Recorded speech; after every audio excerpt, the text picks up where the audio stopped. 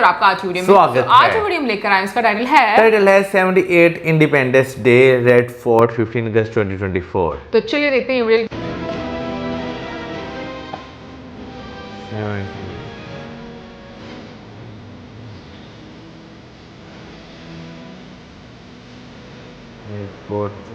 ताजमहल था, दीवार पे गाड़ियाँ तो दिखाए हैं।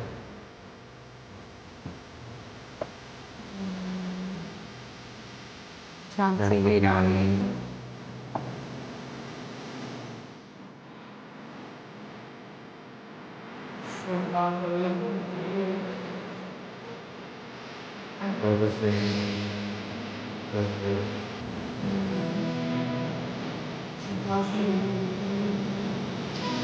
फ्रीडम फाइटर सबको दिखाए। अच्छा ये है फ्लैग का।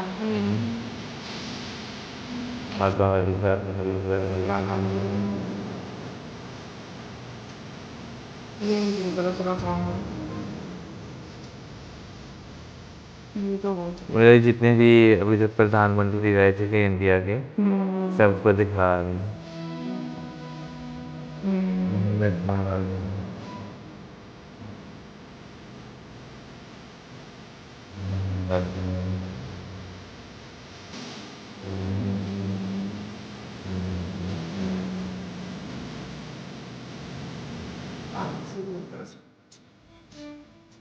वंदे मातरम। 78वें स्वाधीनता दिवस की हार्दिक बधाई और शुभकामनाएं। आज खुशियों की सुबह लाई है, आशाओं और उम्मीदों का संदेश। हमने आजादी के 77 वर्ष पूरे कर लिए हैं। ये हमारी आजादी की सालगिरह है। स्वतंत्रता का पर्व देश प्रेम के अनूठे भाव से हर भारतवासी का मन भर देता है। उन सभी देशभक्तों और बलिदानियों को नमन, जिनके प्रयासों से हमने सन 1947 में आजादी की सुबह देखी। इस राष्ट्रीय पर्व का मुख्य आयोजन स्थल लाल किला एक नई सज धज से संवरा हुआ। पूरा इलाका भव्यता की तस्वीर साकार करता हुआ। आज के स्वाधीनता दिवस समारोह में देश के प्रधानमंत्री यहां ध्वजारोहण करेंगे और फिर वो राष्ट्र को संबोधित करेंगे। विकसित भारत के थीम के साथ इस बार हम अपना स्वाधीनता दिवस मना रहे हैं। विकसित भारत थीम है। Namaskar. From the historic expanse of the magnificent Red Fort, Independence Day greetings to every Indian. All of us proudly bearing the tricolour in our hearts. The 15th of August 1947, an important day in India's history as it marked the successful culmination of years of struggle and sacrifice by countless Indians to ensure that they bequeath a free nation for future generations. And today, the 15th of August 2024, an important day in India's present, as nearly 1.4 billion Indians come together to celebrate their 78th Independence Day. The enclosures, Students all है ना? packed. It's a beautiful, cloudy day here Cloudy in the day. capital. And these are लग रहा है बारिश 2000 पहले हुई है NCC दीवार को students and देखकर। 500 NSS cadets, all of them over here, right in front to cross the ramparts of the Red Fort. And today we gather to celebrate this very special day with the past giving us context, serving as a point of reference. And in this 24 saga of yeah. what कुछ went into लिखा हुआ bringing है। us where we are today, some of the most inspiring stories are of people whom we have not even read about. Silent revolutionaries, quiet workers and strong leaders, men and women who broke norms, challenged social constructs and led by example. Today we salute all the sung and unsung heroes who gave patriotism true meaning. We remember them all with pride and reverence. अच्छा है ना ये एक shot. ये गौरव गाथा है, भारत के उन अनगिनत नायकों की जिन्होंने अपना सब कुछ देश पर न्यौछावर कर दिया। ये स्मरण है हिंद के शूरवीरों के उन साहसिक आंदोलनों का, जिनके अदम्य साहस, शौर्य और पराक्रम से अंग्रेजों को पराजित कर भारत मां को आजादी दिलाई।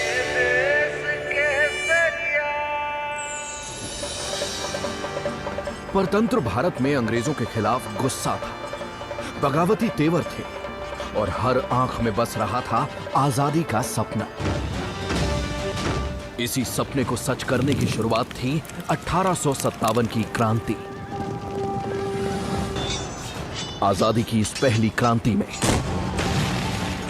मंगल पांडे, वीर कुंवर सिंह, रानी लक्ष्मीबाई और तात्या टोपे जैसे शूरवीरों ने अपनी वीरता से अंग्रेजों को ईंट का जवाब पत्थर से दिया।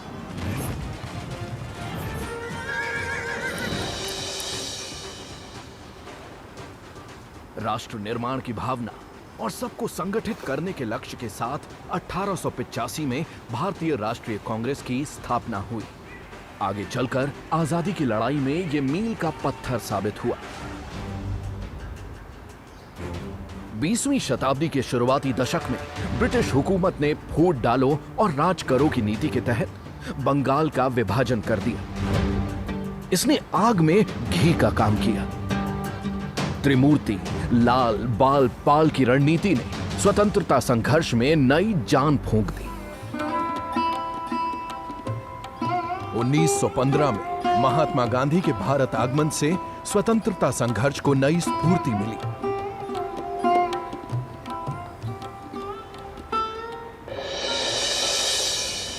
समय के साथ एक तरफ क्रांतिकारी गतिविधियां तेज हो रही थी, तो वहीं दूसरी तरफ महात्मा गांधी ने सत्य, अहिंसा और सत्याग्रह के अनुपम प्रयोग से ब्रिटिश शासन को स्तब्ध कर दिया।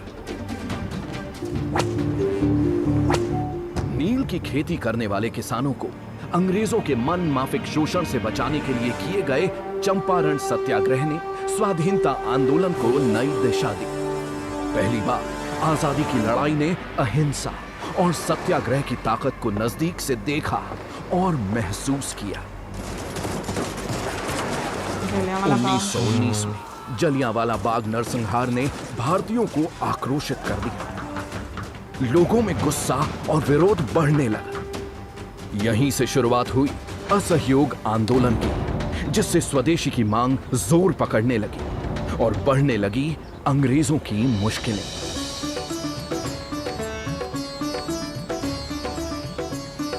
आजादी की लड़ाई को सरदार वल्लभ भाई पटेल ने अपनी दूरदर्शिता से गति प्रदान की। सरदार वल्लभ भाई पटेल की संगठन क्षमता और समाज के प्रत्येक व्यक्ति तक पहुंचने की रणनीति ने स्वाधीनता आंदोलन को एक नई दिशा प्रदान की। 1929 में कांग्रेस के लाहौर अधिवेशन में पहली बार पूर्ण स्वराज की मांग की गई। इसके अगले वर्ष ही गांधी जी ने नमक पर लगे कर के विरोध में दांडी मार्च किया। उन्होंने नमक कानून तोड़ते हुए कहा कि इसके साथ मैं ब्रिटिश साम्राज्य की नींव हिला रहा हूं। धीरे धीरे ब्रिटिश हुकूमत की जड़ें हिलने लगी। हिंद के नायकों का पराक्रम जारी था।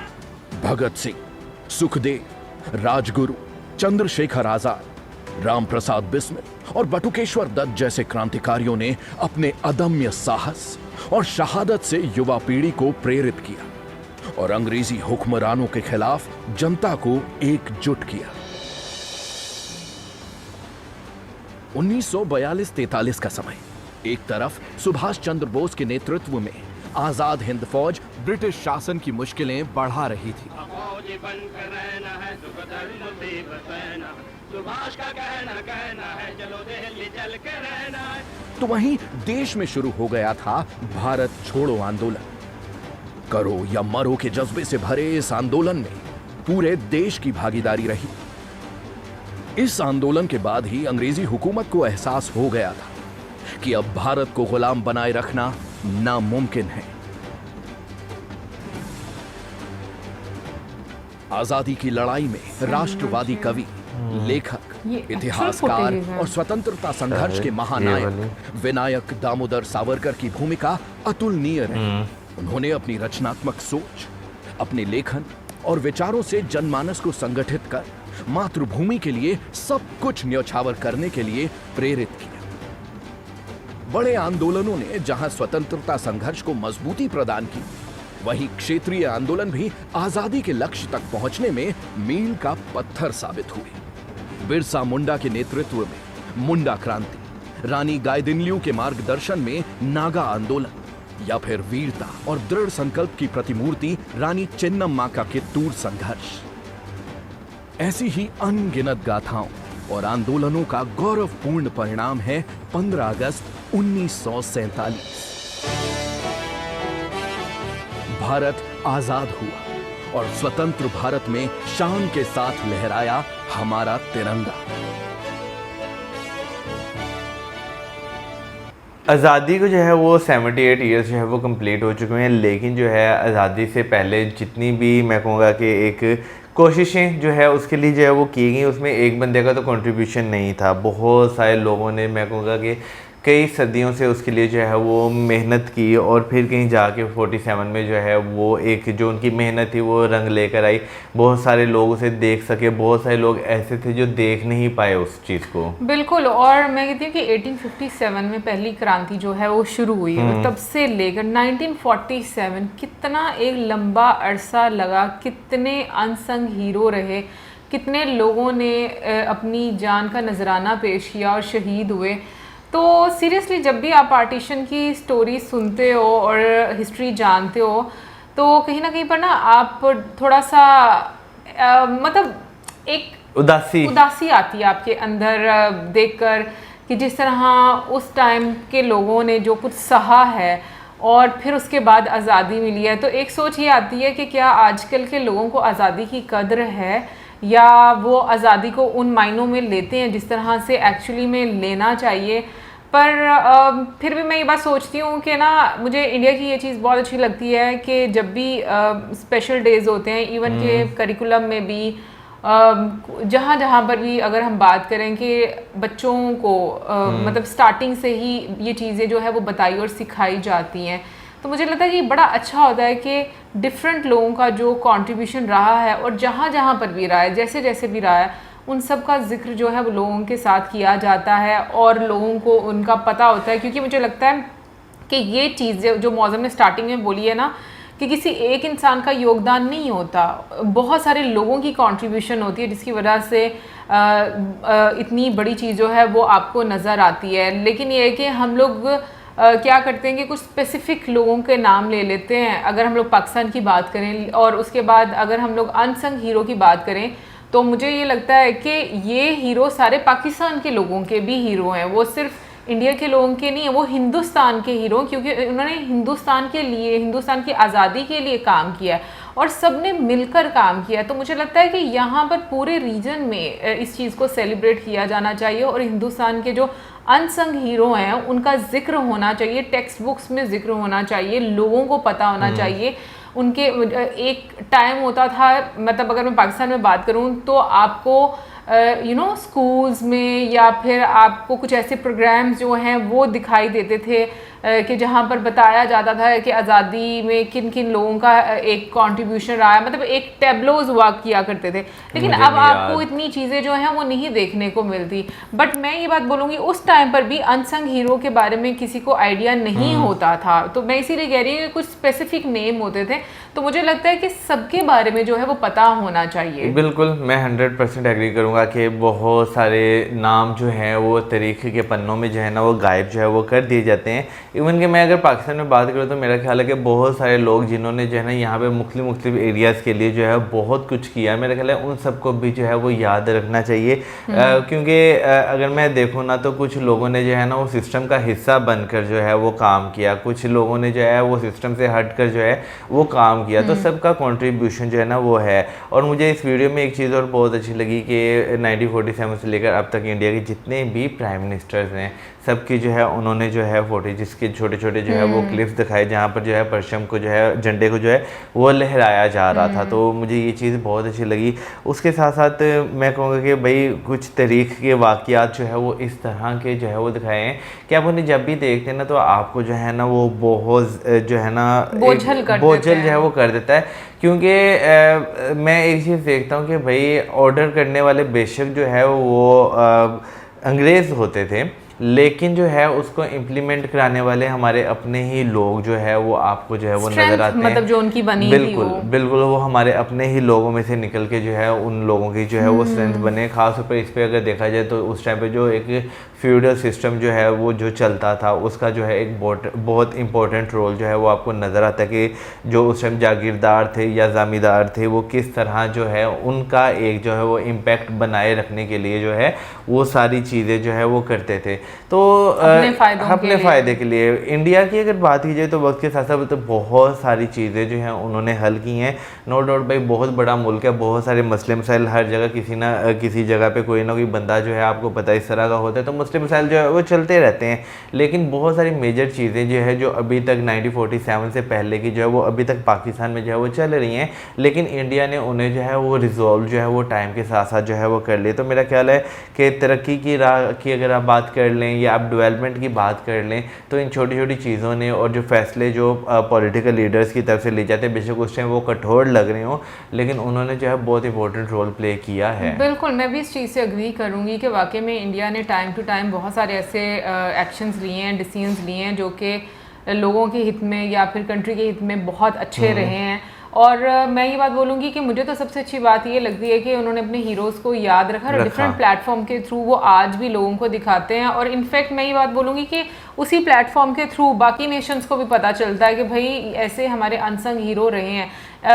और मुझे ये चीज़ भी अच्छी लगती है कि बहुत सारी ऐसी स्टोरीज भी सामने उभर कर आती हैं जिनके बारे में शायद कभी हम लोग जान भी ना पाए हों, लेकिन उनके बारे में भी आपको सिर्फ एक इंडस्ट्री से नहीं, इंडिया के डिफरेंट रीजनल इंडस्ट्री जो है वहाँ से आपको जो है आइडिया होता है, आपके सामने स्टोरीज आती हैं। बिल्कुल। और बाकी मैं बात करूँगी कुछ इंसिडेंट्स ऐसे हैं जिनके बारे में आज भी आप सोचो, जैसे जलियांवाला बाग है या सेलुलर जेल की आप बात करो, भगत सिंह जी के बारे में बात करो, तो वाकई में आप आज भी जब उनके बारे में सोचते हो ना तो आपको दुख जरूर होता है। सो ये तो थी हमारी आज की वीडियो और इसी के साथ हमें वीडियो गुड बाय।